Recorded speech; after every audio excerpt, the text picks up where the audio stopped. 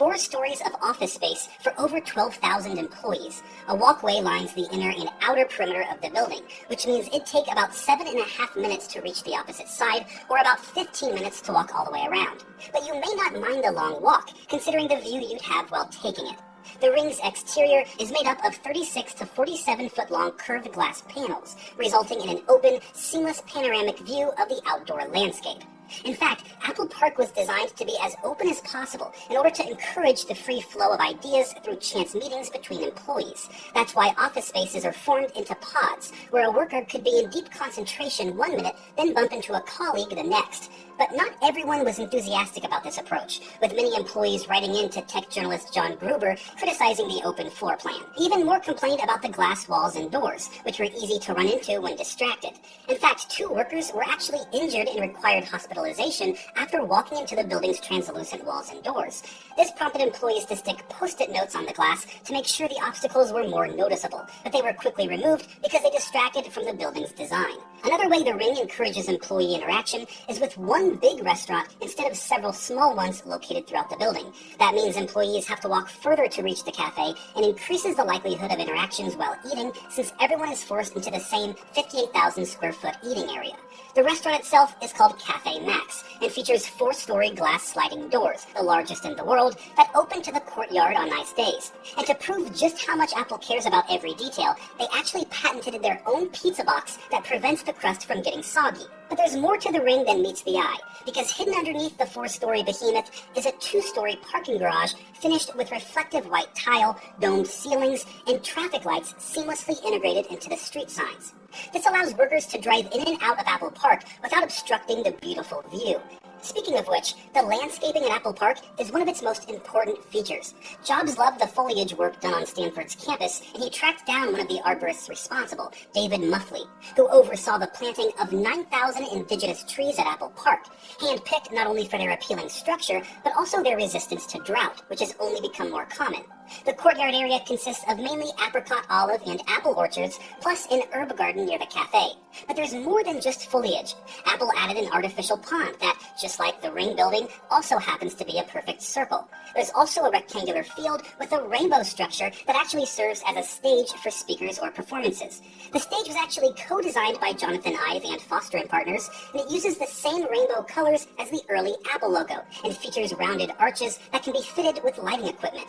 But it's important to point out that the Ring is just one of several buildings at Apple Park. If you travel to the Northwest area, which you can reach by using one of the gray Apple bicycles, you'll find a building that may look a bit out of place. It's called the Glendenning Barn, and it wasn't part of Apple's original plans. The barn was built in 1916 and happened to be on the land Apple purchased for their new headquarters. They wanted to demolish it completely, but it had already been declared a historical site in 2004 by the city of Cupertino. So after some discussion, Apple agreed to keep the barn and use it to store maintenance tools and other landscaping materials. Beside Glendenning Barn is a much larger building that was part of Apple's plans. It's a 100,000 square foot fitness and wellness center, complete with changing rooms, showers, laundry services, group workout rooms, and a 2-story yoga room covered in stone. But not just any stone. Jobs made sure it was sourced from a specific quarry in Kansas and carefully distressed to make it look like the stone from his favorite hotel in Yosemite. Moving further south, you'll find the sports fields, where workers can enjoy a game of basketball or tennis. And even further south is the Apple Park Central Plant, which is attached to the southern parking garage. The central plant houses utility equipment like fuel cells, backup generators, chillers, condenser water storage, hot water storage, an electrical substation, and water and fire pumps. While the parking garage allows for an additional 9,000 spaces for workers, for a total of 14,200 parking spaces at Apple Park. Heading east from the southern garage, you'll find my personal favorite building, the Steve Jobs Theater.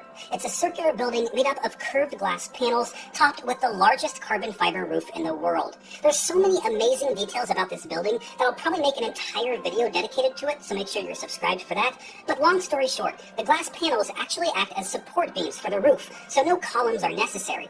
And if you're wondering where the actual theater is, it's all underground. You can reach it by either taking the beautifully crafted curved staircase or by walking into a glass elevator that slowly rotates as it descends, allowing it to have just one door instead of 2. The theater itself holds 921 people, about 3 times more than Apple's previous town hall, while still retaining an intimate feel.